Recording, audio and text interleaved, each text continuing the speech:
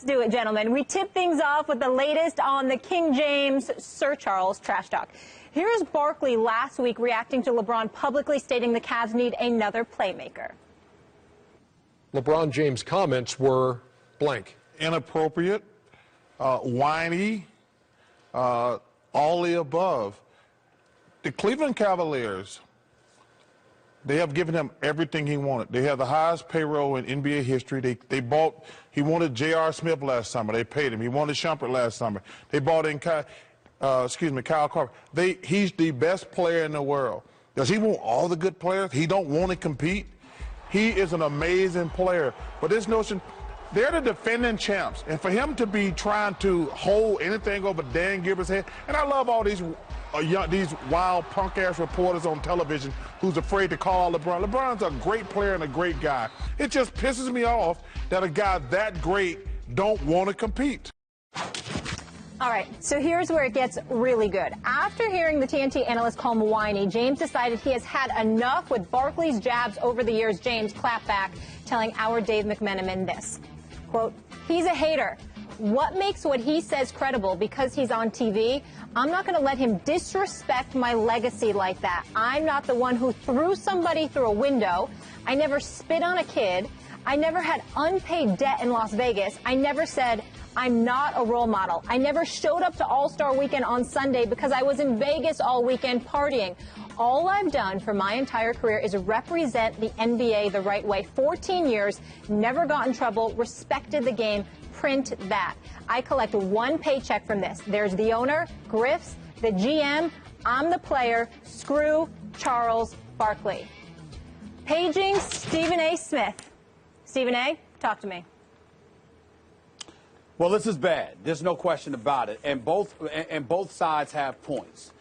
In the case of Charles Barkley, LeBron James looks very, very wrong because he crossed the line. LeBron James got personal. Bringing up Vegas, potential debt from Vegas, and bringing up stuff with the kids and throwing somebody through a window and all of that other stuff. LeBron James was being criticized about something involving basketball, and he definitely went beyond the pale as far as I'm concerned. I think he crossed the line with how personal he got with Charles Barkley. He definitely crossed the line in that regard. You just don't do that. You don't bring up the kind of stuff that he brought up about Charles Barkley just because you don't like what he's saying about you. That's my initial reaction. But when you dig deeper towards it, you do have to understand if you're Charles Barkley. When you call somebody whiny, when in the past you basically called them a punk, when you question their competitive fervor and what have you, all bets are off in that regard as well, because those people are going to interpret it as you taking personal shots at them, which is why LeBron James brought up the word legacy. And then when you think about what he closed with, Max Kellerman, when he says he's the owner, I'm the player, screw Charles Barkley, he was talking about, quotes about Tristan Thompson, J.R. Smith, and others in terms of what Barkley was alluding to. Cleveland has given him everything that he's wanted, et cetera, and how LeBron wanted this or LeBron wanted that, when in fact, Rich Paul, who represents a J.R. Smith, who represents a Tristan Thompson, who's had to fight for those contracts to get those dudes their money, they're looking at it from the standpoint that if LeBron got everything he wanted, he would not have had to complain the way that he's complained periodically over the last 2.5 years that he's basically been back in Cleveland. He's had to complain because he hasn't gotten the things that he wanted. So to imply that he just gets everything that he wants, that he's the one running the show, they took offense to it. So, again, it's one of those situations. I think that LeBron James got a bit too personal. I think it was a bit excessive. I think he was wrong for doing that. But at the same time, if a cat's going to come at you and question your character in that fashion, you do have a right to stand up and defend yourself by any means necessary.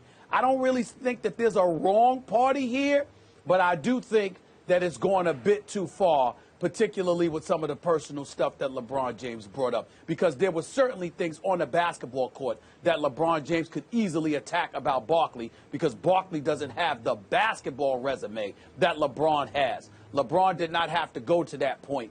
Now all bets are off, because we don't know what the hell Barkley is going to say, and Barkley obviously could say a lot, particularly if he gets personal. LeBron may not know what Barkley knows about him. Very dangerous game. my reaction is LeBron left Charles Barkley in flames. I mean, he left him in flames. And there's some kind of joy that people get or glee that people take in the critic getting criticized in a way that just leaves them in flames. And so my initial reaction is like, oh, snap, you see what LeBron said about Barkley? Oh, he got him, he got him, he got him, he got him. Here's the difference. Charles Barkley, because he gives you the straight dope, even if you think he's a dope at times, he doesn't bite his tongue, is maybe the most popular critic on TV, period. He gets paid a lot of money to give you his opinion, the unvarnished truth as he sees it, precisely because he won't bite his tongue. Now, LeBron doesn't get paid to do that. Doesn't mean he can't offer his opinion on Charles Barkley or anything he chooses. And he makes valid points, in fact. But LeBron here is making ad hominem attacks, meaning he's attacking Charles Barkley personally because he doesn't like what Charles Barkley is saying. There's an expression, don't murder the messenger. He is murdering the messenger. I don't know. And people, Shaq even does this with Barkley on the air sometimes. Shaq was a greater player than Barkley, more championships, etc. And sometimes Shaq, in the argument, whether Shaq is winning or losing, and those guys are amazing on TV together, it's an incredible show. But Shaq will sometimes just pull that trump card. He'll pull that card out and say, how many basically, I've won championships, I'm a greater player, you should stop talking. Stephen A., you and me didn't win any championships in the NBA, but we criticize these guys. I mean, the job of a critic in the media is to tell you what they see, is to look with a critical eye and tell you what they see. And their own background may be pointed out by the targets of their criticism at times to kind of undercut their credibility, but that doesn't change what they're saying. I would have been more convinced by LeBron's arguments if he would have gone at what the content of what Barkley said instead of impugning Barkley's character. Well, you got to remember something. First of all, understand something. LeBron James is not going to come at people like us because we truly do have a job to do. And, in my case, I've been a journalist for over 24 years. And so, it's a different ball game. But it's almost, and you'll appreciate what I'm about to say, Max, it almost harkens back to what Mike Tyson said years ago when he was talking to our very own Jeremy Schaap. He said, he was actually talking about black people in this regard. He said, I can understand you coming at me. He said, but somebody that shares my culture and my experiences, they should know better. Well, it's the same principle when you have a LeBron talking about Barkley. LeBron may not say that about a member of the media. He never has. But when you look at Barkley, he's like, wait a minute, you're a player. You played in this game. You tried to achieve what I have achieved. You wanted championships. I've gotten 3 of them. You went to 1 NBA Finals. I've been to 7 of them. I've got 4 league MVP honors. You have 1. Your resume doesn't compare to mine while you took up this challenge. Who the hell are you to say anything? LeBron is right about that. But it doesn't absolve LeBron from crossing the line that he crossed when he got so personal. Why is LeBron right about that? Because when you give Barkley's resume, all that says he's more credible than the rest of us when we talk about LeBron. Is the only person who can criticize LeBron James Michael Jordan because he was better than LeBron? Kareem is the only guy who, along with Michael, can criticize LeBron? That's not what I'm saying. Understand my point.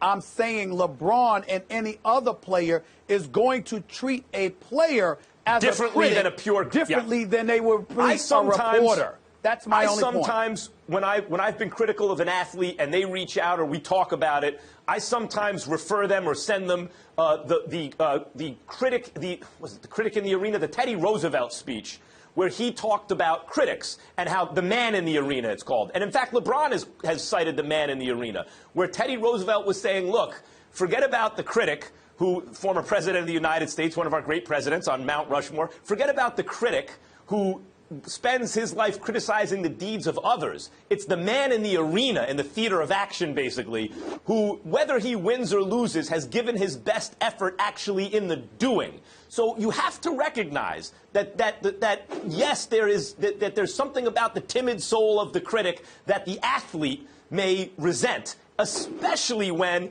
The critic is a former athlete who himself should be more sympathetic to what the athlete is going through.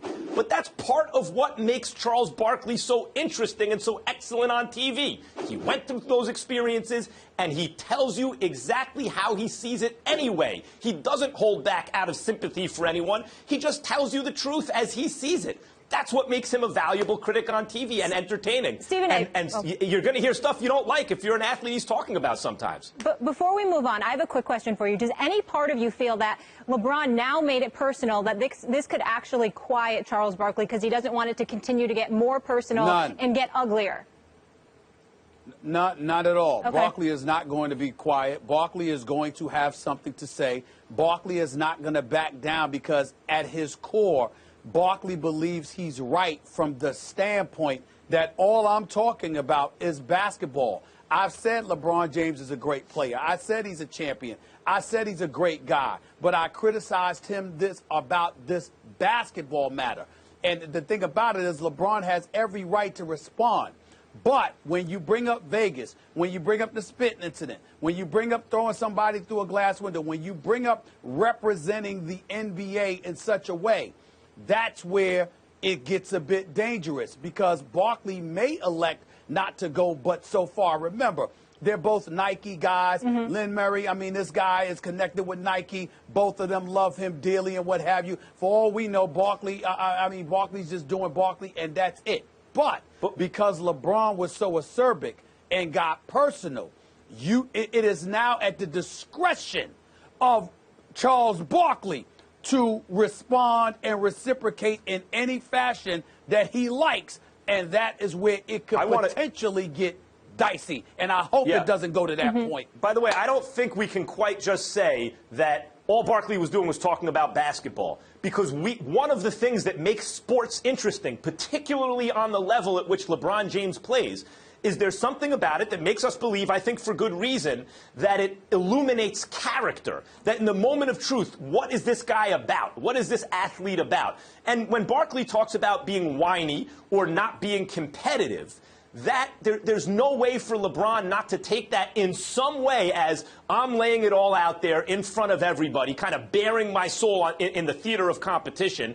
And when you discuss things like competitive spirit or me being whiny, how can I not take that personally? Because it speaks to my character. And I would say that's the cost of doing business. That's kind of a hazard of the occupation on LeBron James's level, is that people will, for good reason, take the outcome of the events. That includes what team you choose to play for and how you play in crunch time and all those things as revealing somehow your character. You're going to take that personally sometimes.